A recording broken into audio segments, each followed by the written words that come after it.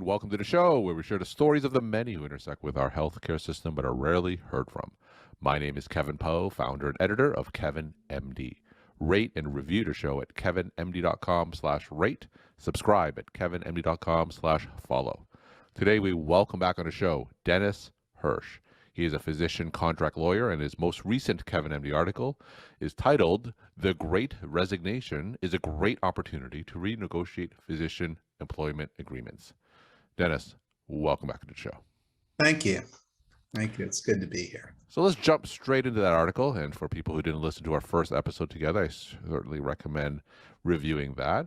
Your latest article is titled "The Great Resignation is a Great Opportunity to Renegotiate Physician Employment Agreements." Now, walk us through that article and share the story of why you decided to write it. Well, fortunately, I'm seeing it all the time. With the Great Resignation, physicians are being pushed so very hard. And I'm seeing, just anecdotally, several of my clients, I'm calling them senior physicians, but some of these people are 50 years old, are just burned out, can't take it anymore, and are resigning. Well, what that means is it's very hard to recruit physicians. So the remaining physicians take up the slack, and I'll put that in air quotes, the slack being the schedule that burned out the person that left. So it's like a snowball. It just keeps getting harder and harder for the remaining physicians to do it. For any other profession, you wouldn't need to write this article, but for physicians, you need to tell them now is a time to consider renegotiating your contract. Physicians are so focused on their patients, and everything they worry about is taking care of their patients. And as they're working harder and harder to do that, it's killing them. So what I tell physicians is don't do it for yourself.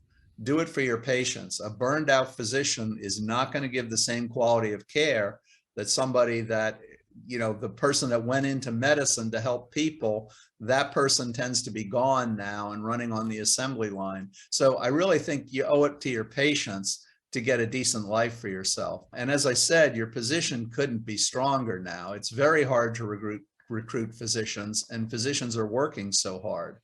So you talk about what can you do? I mean, the simple answer is everything. I think everything in your contract should be open for negotiations. If burnout is a significant issue, I think the first thing I'd be looking at is patient contact hours. I've negotiated contracts with 32 patient contact hours per week. I mean, that's common in academics, but I'm seeing it more and more in just non-academic practices too. And I don't have to tell you 32 patient contact hours per week, you're still going to be working a lot more than 40 hours a week. Yeah. But it sure would be nice if you came in Friday and did the EHR and all the administrative stuff you have to do. One of those physicians that I talked about was planning on working into his 70s. I think he ended up retiring at 60.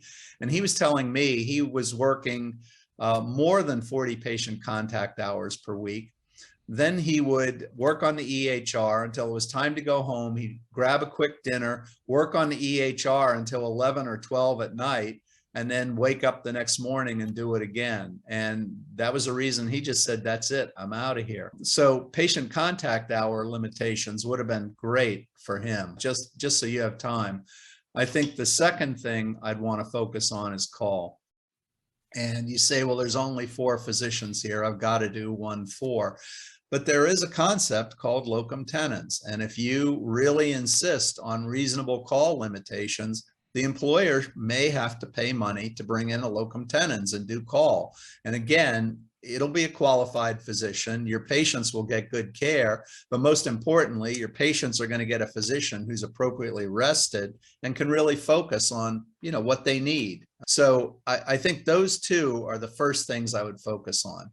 To the extent the employer isn't willing to do that, then I think as a definite secondary issue, you start looking at money. A lot of people have started working for an employer years ago, and their income maybe is bumped up by dribs and drabs over the years. It might be time to get an MGMA, Medical Group Management Association, compensation analysis and see if with your years of training where you're working, are you still being appropriately compensated? And maybe not. So at least you can get paid more while you're getting killed. I think a very simple thing for an employer to do is a retention bonus. Mhm. Bear in mind, if you went to a new job, they would give you a sign-on bonus. If they have to replace you, they're going to pay that physician a sign-on bonus. So it's just a lot easier for everybody if they would just give that to you for at the end of the contract year, give you a retention bonus. And again, there's a lot of things we can do for more money, but I can't emphasize enough. I think the first two things I'd be looking at are patient contact hours and call. Money won't really help the burnout. Maybe you'll just die richer or be able to retire sooner. So, but another thing that a lot of physicians aren't seeing, and it's kind of crept up on them with the Great Resignation, is call coverage. MGMA also has benchmarks that says this is what a physician in your specialty, this is the median unpaid on-call hours per week. If you're doing more call than that, MGMA benchmarks gives you benchmarks for how much you should be getting paid for the excessive call. So there's a lot of things you can look at, but I think those are the big things. And I can't emphasize enough that you have to look out for yourself. You're looking out for your patients by looking out for yourself. Finally, probably the last thing you want to look at is productivity compensation. And once again, MGMA has benchmarks for WRVUs and collections and other things. So if you're exceeding those benchmarks, then you should be paid appropriately for doing it. If you're in a private practice, you probably want to consider talking about potential partnerships sooner. They're in the same position as hospitals. Maybe they don't have the same amount of money, they're stressed, but they can at least talk about bringing you into a partnership. So I think those are the biggest things. But if you look at your contract and say, what should I negotiate? Honestly, right now, my answer is everything. You're in an awesome position. Now, one of the things that you said to start this off was that you're seeing more and more physicians burn out because of the increased requests that are asked for them. What are some typical examples that you're seeing hospital systems ask their physicians to do during this Great Resignation period? Well, the thing is, we've got these patients and they're scheduled for Dr. Smith, 3 months in advance. Well, we're not going to tell those patients to go home. We're going to somehow stick them into your schedule. So I see physicians that maybe they have office hours from 8 to 4, but at 4 o'clock, they've got 12 people sitting in the waiting room. They're just overbooking them. And the thing is, you can do that with a physician. You couldn't do that with a unionized worker or anything, but a physician is not going to say, it's 4 o'clock, I'm out of here. A physician's going to stay and do his or her very best to treat all the patients that are waiting for him or her. So I see that, again, call coverage is getting multiplied, because if there were 7 physicians and now there's 5, those 5 are going to cover the same call schedule that the 7 were before. And those, I think, are the biggest things that I'm seeing. As I said, especially hospitals view it as taking up the slack. And you have to remember that the slack was the schedule that burned out one physician already, and they're piling that on to physicians that probably have the same schedule as the person that left did. So it's just, as I said, in healthcare and in any other system, rationally, you would expect physicians to become so much more valuable as the supply decreases, but healthcare doesn't work like that. They just keeping you, hey, we really appreciate all the extra work, and we appreciate you're not sleeping much, and thanks. Here's a free coffee in the cafeteria to show our appreciation.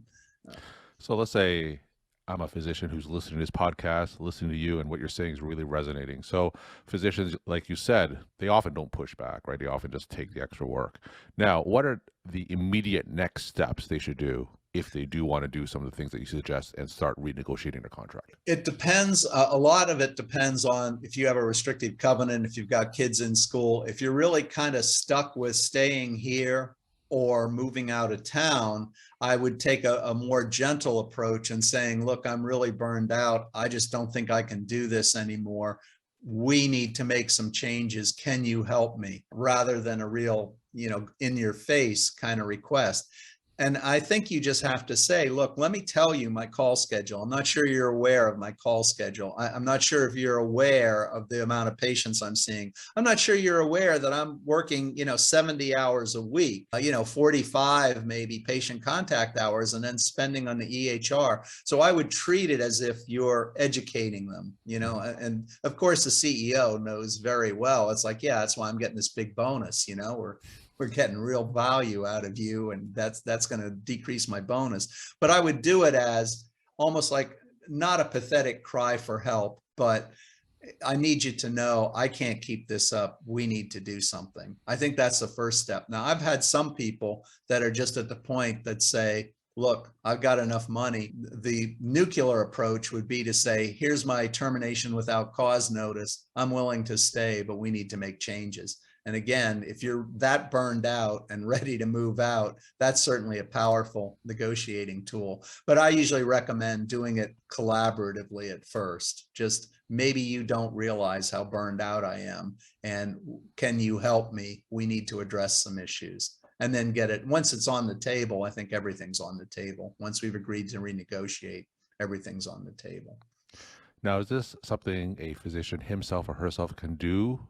Or do they need to hire someone like yourself, like a contract attorney, to Well, help obviously the I'm process? biased and I would say, oh, everybody needs an attorney, but I think at least if you know what you really want, and if what you really want is patient contact hours or less call coverage, I think you can do that yourself and just say, look, I'll tell you the truth. I'm worried about my patients because I'm not sure I can continue to do the same high quality of care. Can you change my contract to give me reasonable patient contact hours and reasonable call? If that's what you're looking for and that does it, you can probably do that on your own. I think if you want to do a full rebote, okay, here's the whole contract. Let's go through paragraph 1, paragraph 2, paragraph 3. That's where I think a contract attorney can really help you. So tell me some case studies, they could be hypothetical, of responses from hospital systems to physicians who do exactly what you said. Maybe some success stories and maybe some stories where they were not as successful. So tell us a spectrum of what can happen next in terms of the hospital response. Well, I think worst case is we have a contract, have a nice day, get out of my office. I've had one where we did a complete renegotiation of the contract and we didn't get everything. I mean, it's always hard to ask for change in the covenant not to compete when you're in the situation of saying, I'm not happy here. That's not a good time to ask for a change in your covenant not to compete. But we got a lot of things. We got reduced patient contact hours. We only got it to 36, but that was significant because the physician was working a lot more than 40 patient contact hours. So the physician was very happy with that. Call coverage payment. We didn't get reduced call, but we got pretty significant income for call coverage. And we got as I recall, about a $35,000 retention bonus. So to me, that was a win because we reduced a lot of the pressure that was on the physician and we got the physician more money. So I said, I did have one where he went into the office and they just said, no, that you have a contract, forget it, which I think was crazy. Incidentally, that physician resigned. So they could have probably saved themselves a lot of money by making that physician happy, but they just played hardball and he did too. And that was the end of that. And in between, I've had some where we couldn't get patient contact hours changed. We couldn't get call, but we did get call compensation. We almost always get a retention bonus. I mean, pretty much that's easy for a CEO and it's chicken feed, $25,000, throw $25,000 out and that's easy for them. So we've gotten that pretty much most of the negotiations. We've got retention bonuses. So there's really nothing to lose. As I said, the worst case is you go in and they say, we have a contract, we're not changing it. And then you're in the same place you were the day before. So I don't see there being a downside to doing this. So let's zoom out. So given the Great Resignation and physician shortage and how difficult it is for hospital systems to recruit physicians, is that affecting how flexible hospital systems are when it comes to negotiating physician contract? Do you find that they're more flexible now than they were, say, back 3 to 5 years ago? I am finding that it's harder, and it's particularly because the reason you're in there is because they've lost physicians. So this isn't a hypothetical, hey, around the country people are leaving. It's usually going in and saying, hey, our 7-person department is now 5, and we're doing the same call and we're seeing the same patient volume, and we can't keep it up. So yeah, I am finding that they are a lot more responsive to talking to you. Again, opening up the whole contract and renegotiating, that's a different story, but they're definitely more willing to talk to you. We're talking to Dennis Hursh. He is a physician contract lawyer. His latest Kevin MD article is titled "The Great Resignation is a Great Opportunity to Renegotiate Physician Employment Agreements." Dennis, what are some of your take-home messages that you want to leave with the Kevin MD audience? Do it for your patients. Don't do it for yourself. I understand that you live for your patients. Your patients are not being served well by a burnout physician. So take care of yourself. At least approach the employer about renegotiating your contract. Again, the first things to look for, I think, are patient contact hours and call coverage, because that'll really impact your burnout. And don't be afraid to renegotiate. There are people like me that'll do it for you. And there's also a new course just came out from the Happy MD on renegotiating a contract. So you can educate yourself and do it yourself if you want, but by all means, try to get better. Your patients deserve better. Dennis, thank you so much for sharing your time and insight. Thanks again for coming back on the show. Oh, it's my pleasure.